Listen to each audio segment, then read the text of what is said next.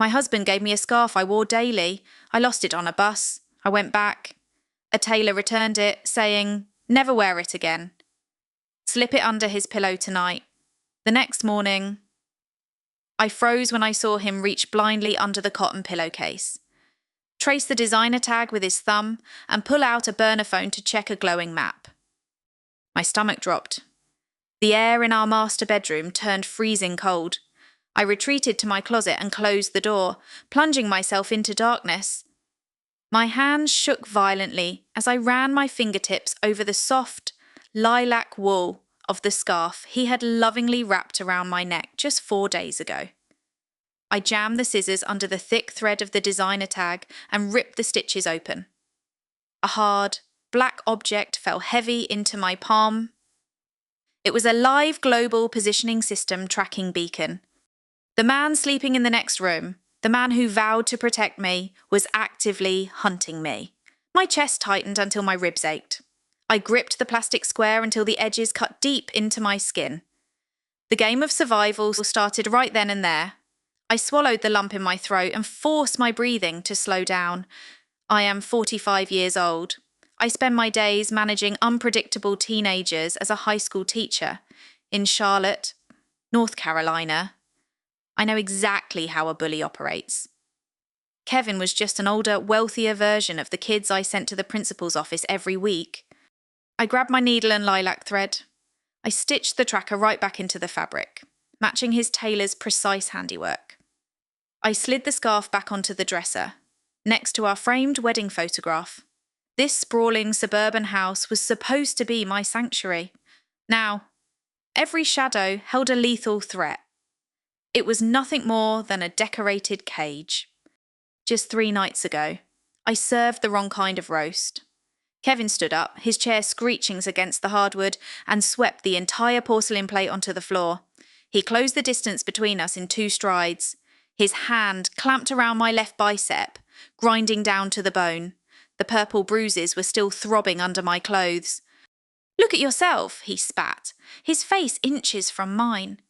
"You think your pathetic public school teacher salary pays for this house? Without me, you would be rotting in a dumpster. Shut up before I give you a real reason to cry." He thought he broke me that night. He thought I was just a terrified wife who would scrub the floor and beg for his forgiveness. But standing in our dark bedroom, with that beacon sewn into my collar, everything shifted.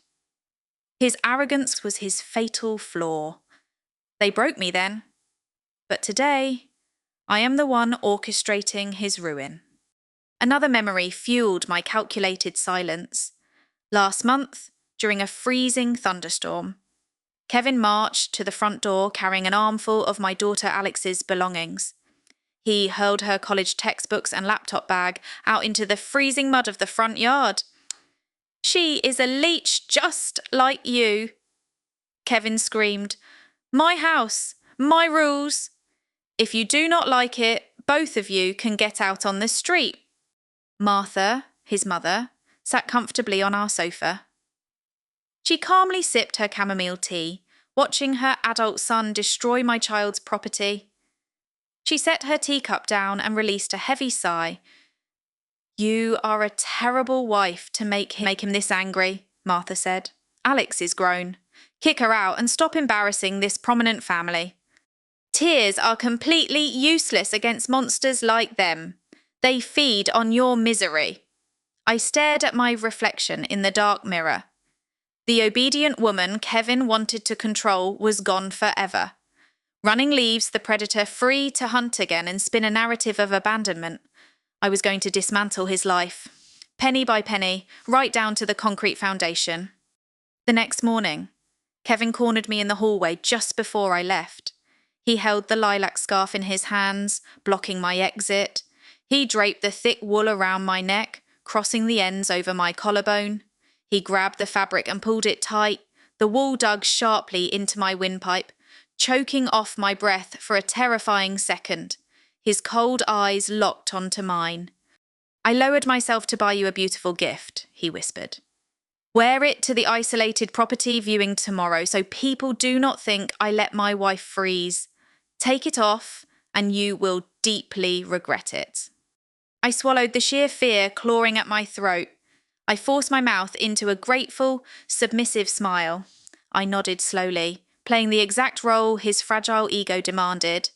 My terrified silence fed his superiority complex. He released the tension on the scarf, patted my cheek, and stepped back. He was completely blind to the steel trap snapping shut around his ankles. He severely underestimated the tactical patience it takes to manage hostile teenagers day after day. I had been laying the groundwork for his absolute destruction for 3 agonizing weeks. 21 days prior, Kevin slammed a thick stack of joint tax documents onto the kitchen island. He barked at me to sign the bottom lines immediately, yelling that my slow reading wasted his valuable time. Using a simple sleight of hand trick, I perfected confiscating cheat sheets. I slipped a specific, legally binding piece of paper into the middle of his sprawling stack of tax returns. An unconditional financial power of attorney. He scrawled his arrogant signature right across the bottom line without reading a single word. In 5 seconds of blind rage, he legally handed me total control over his entire corporate empire, his secret offshore accounts, and his hidden retirement funds. He dug his own financial grave simply because he believed I was far too terrified to ever hold the shovel. Saturday morning finally arrived the exact day he planned to have a hired thug murder me at an abandoned gravel quarry. I needed a completely bulletproof, public alibi. I walked out onto our front porch and initiated a massive, screaming argument. I hurled my travel coffee mug at the concrete driveway. I yelled about his controlling behaviour, making absolutely sure the neighbour's motion-activated security camera recorded every second of the dramatic confrontation. I played the hysterical wife storming out of the house in a blind panic. I wrapped the deadly lilac scarf tightly around my neck, snatched my car keys, and sped out of the driveway. The footage proved I left in a blind, irrational rage, separating Kevin from my immediate disappearance. I turned the corner, and the fake tears vanished instantly. My heart hammered with calculated adrenaline. I drove straight toward the secure apartment my daughter Alex prepared. The bait was officially in the water. Alex and I sat in total silence in the secure apartment. One single keystroke on her encrypted laptop changed the entire trajectory of our lives. The tracking signal bounced to a completely new frequency. Earlier that morning, utilizing a trusted contact, we had secured the lilac scarf to the heavy steel bumper of a commercial dump truck scheduled to pass directly by the abandoned quarry. Now, we just had to watch the screen and wait for the dominoes to fall. Miles away, deep in the isolated quarry, the trap sprang shut with flawless precision. The hired muscle lunged from the thick tree line, a serrated hunting knife gripped in his hand. He expected to find a terrified, defenseless woman. Instead, he found a massive, idling diesel engine. The sheer confusion paralyzed him. Heavy tactical boots slammed into the dirt. Heavily armed federal agents swarmed him from every blind spot, pinning his spine brutally against the sharp gravel. The hitman folded instantly. Terrified by the federal raid, he screamed Kevin and Louisa's names before the arresting officers even dragged him to his feet. Simultaneously, a second tactical unit kicked the heavy wooden door off its hinges across town. Louisa, Kevin's 29-year-old mistress, was happily packing her designer luggage to move into my master bedroom. Her blinding greed made her completely oblivious to the approaching sirens. Officers grabbed her arms, forcing her manicured wrists into heavy steel cuffs. They dragged her out the front door, parading her past staring neighbours. Her pathetic fantasy collapsed into an immediate felony arrest record. But the ultimate reckoning belonged entirely to Kevin. He sat in his plush corner office, wearing his tailored suit, watching the blinking digital dot stop permanently at the exact coordinates of the quarry. A smug smile crept across his face. He believed I was bleeding out in the cold dirt, leaving him a wealthy widower. He opened his secure offshore banking portal to wire the final $50,000 to the assassin. He tapped the screen, authorizing the international transfer. The screen refreshed. The balance flashed in bold, unforgiving red numbers, $0 and 0 cents. His pulse spiked. He tapped the screen frantically, reloading the banking page again and again. His secret offshore accounts, his hidden retirement funds, his illegal corporate slush funds, every single financial vault he spent years building was irreversibly drained. My phone vibrated in my hand at the safe house. The banking system confirmed his transfer critically failed due to insufficient funds. I typed my final message and hit send. Across the city, his phone screen lit up with my words. Looking for your money. It is sitting safely and legally in Alex's irrevocable trust fund. Oh, and the Federal Bureau of Investigation, your chief executive officer, and your mother just received the high-definition audio recording of you hiring a hitman, plus your entire history of offshore wire transfer logs. You have 60 seconds. Kevin shot up from his leather chair, knocking it backward. The double doors to his executive suite burst open. Uniformed police officers flooded his pristine office. His chief executive officer stood directly behind them, unfiltered disgust twisting his features. The entire floor of corporate colleagues gathered in the long hallway, watching their golden boy cornered like a trapped rat. Kevin scrambled backward, his hands shaking violently. He plastered on his absolute best victim face, raising his hands in a gesture of total surrender. My wife is an unstable, hysterical thief, he pleaded, his voice cracking loudly in the silent room. She stole my life savings. She is trying to ruin my pristine career with fabricated lies to steal my hard-earned assets. The lead detective stepped forward. He remained completely silent. He simply raised his digital evidence recorder, turned the volume to maximum, and pressed the play. Kevin's own voice echoed off the corporate boardroom walls, coldly negotiating the exact price of my murder, describing the lilac scarf, and demanding the hitman leave no physical trace. The silence that followed was suffocating. The blood drained completely from his face, leaving his skin a sickly, pale grey. Sweat beaded heavily on his forehead. His eyes darted wildly around the crowded room, searching desperately for a single sympathetic face. He found absolutely nothing but pure revulsion. The sheer panic broke him physically. A dark, wet stain spread rapidly across the front of his expensive suit pants. He wet himself in front of every single colleague he spent a decade trying to impress. The heavy steel cuff snapped around his wrist with a metallic finality. They marched him through the whispering office lobby, completely destroying his reputation, his lucrative career, and his freedom in one flawless stroke. They broke me in the past. But today, I held the heavy iron hammer. 2 days later, the intercom buzzed, piercing the quiet sanctuary of my new apartment. I glanced at the security monitor. Martha stood in the brightly lit hallway. Her arrogant country club facade was entirely destroyed. Mascara ran in thick streaks down her cheeks. Her manicured hands trembled violently as she mashed the buzzer again and again. I unlatched the deadbolt and pulled the heavy steel door open just a few inches, leaving the security chain firmly engaged. "Sierra, please," Martha wailed, wedging her shoe against the threshold.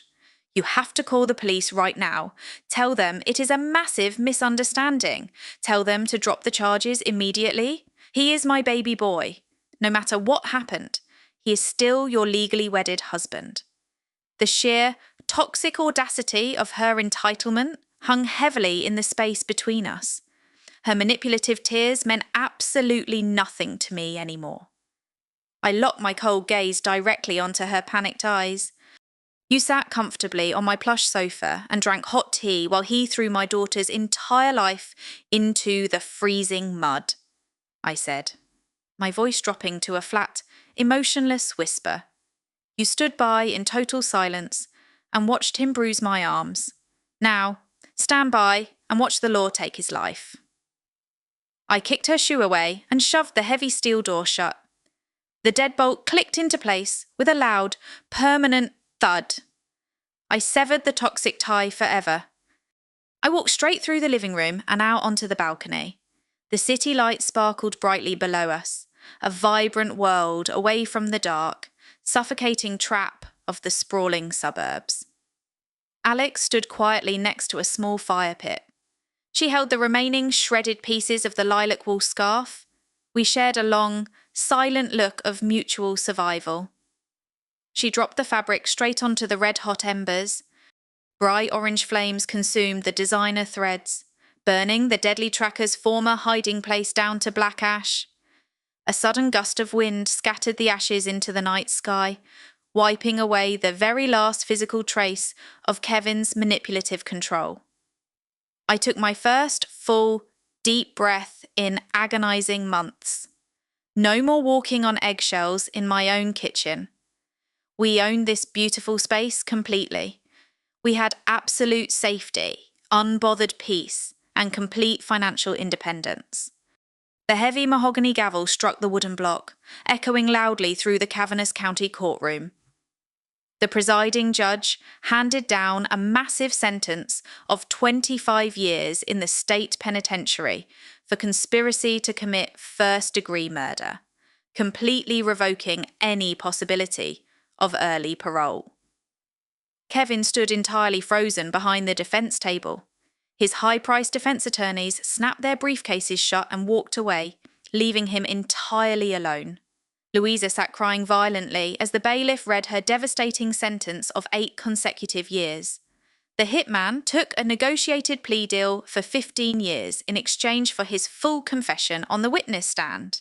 The judge legally ordered Kevin to pay $412,000 in direct punitive restitution straight into my secure trust accounts. The legal victory provided a cold satisfaction, but the absolute social execution delivered true justice. His former chief executive officer drafted a scathing company-wide email detailing Kevin's immediate termination. Martha attempted to maintain her arrogant facade, showing up at her prestigious Sunday country club brunch the following weekend. The executive board of directors met her in the grand lobby, handed her a cheap cardboard box containing her locker belongings, and ordered armed security guards to escort her permanently off the private property. 10 peaceful months passed. I stood barefoot at my pristine kitchen island, sorting casually through the morning mail. A wrinkled envelope sat buried at the bottom of the stack. The return address bore the faded stamp of the maximum security state penitentiary. Inside, 3 pages of cheap lined paper contained a frantic maze of desperate manipulation. He begged for a single phone call. He claimed he only lost his mind because he loved me far too much to ever let another man have me. A year ago, those toxic words would have triggered a severe panic attack. Today, my pulse remained remarkably slow and perfectly steady. I folded the letter precisely in half and fed it directly into the electric shredder. The steel blades whirred aggressively, grinding his desperate lies into meaningless paper dust. The profound silence in my apartment remained totally unbroken. Later, that exact same evening, the rich smell of roasted garlic filled my spacious living room. My dining table hummed with loud, genuine laughter.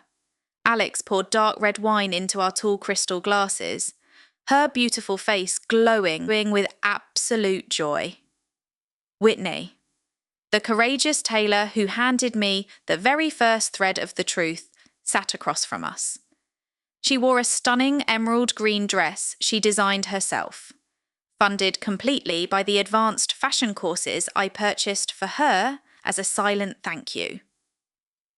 We raised our crystal glasses to the centre of the wooden table. These incredible women formed my chosen family. They treated my voice with absolute respect, honouring my personal boundaries without a single question or complaint. They say marriage is a sacred contract. They purposely leave out the terrifying reality that some abusive men view that contract as a literal deed of ownership. Kevin was not just a greedy man chasing a massive payout. He was a pure, unfiltered narcissist who truly believed his own fabricated lies. He thought his daily abuse was strong leadership. I deeply understand he hated me because I possessed a bright light and a resilient strength he could never fully control. Running away from a predator simply leaves them free to hunt you again in the dark. You must completely dismantle their power at the very root. You must remember 3 fundamental rules if you ever find yourself trapped in a house with a monster. Rule number 1: the loudest bark always hides the weakest bite. Abusers rely entirely on high volume, physical intimidation, and unpredictable violence to mask their own fragile insecurities. You drain their power the exact second you stop flinching and start planning. Rule number 2: the enablers are just as guilty as the abusers. People who demand you keep their peace while you are being actively destroyed are absolute cowards. When you cut the abuser out of your life, you must take a surgical blade and cut off their cowardly enablers without a single second thought. Never let guilt keep you tied to someone who watched you bleed. Rule number 3: financial independence is your ultimate bulletproof vest. A secret: inaccessible exit fund is absolutely mandatory for your survival. Never allow anyone to hold total control over your bank accounts, your property deeds, or your ability to walk out the front door whenever you choose. Money is not just currency. In the hands of a survivor, it is pure freedom. So, take a very hard look at the people you compromise your peace for every single day. Are they actually protecting you? Or are they just making absolutely sure you stand in the exact right place when they finally pull the trigger? You are fully allowed to walk away from the people who hurt you, even if you share a long history or a last name. Share this story if you have ever had to burn down your old life to save your own soul. Stay safe, trust your own instincts, and never let them see your next move.